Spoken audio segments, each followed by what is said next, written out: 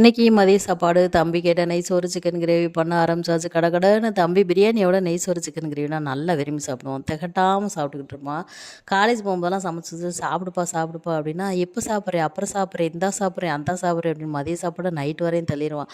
Final year போகும்போது அடுத்த வருஷம் நீ படிக்க போயிடுவ, அப்படி இல்லைன்னா வேலைக்கு போயிடுவ, கண்டிப்பாக வீட்டு சாப்பாடு கிடைக்காது, இந்த டேஸ்ட்டில் கிடைக்காது அப்படின்னு சொல்லியே சாப்பிட வச்சாச்சு. இப்போ வந்துட்டு அதெல்லாம் உண்மை என்ற விதமாக இப்போ வந்துட்டு இந்த டேஸ்ட்டில் சுத்தமாக கிடைக்கவே மாட்டேங்குதும்மா. நினச்சத நினச்சபடிக்கு நினச்சி சாப்பிட்டுக்கிட்டு இருந்தோம் வீட்டில் சமைச்சு. இப்போ வந்துட்டு ரொம்ப கஷ்டமாக இருக்குது. சாப்பாட்டுக்கு ரொம்ப அலையிற மாதிரி இருக்குமா அப்படின்னு சொல்லி பிள்ளை சொல்லும்போது ரொம்ப கஷ்டமாக தான் இருக்குது. இந்த நெய் சோறு சிக்கன் கிரேவிலாம் வந்துட்டு நல்லா என்ஜாய் பண்ணி சாப்பிட்டான்.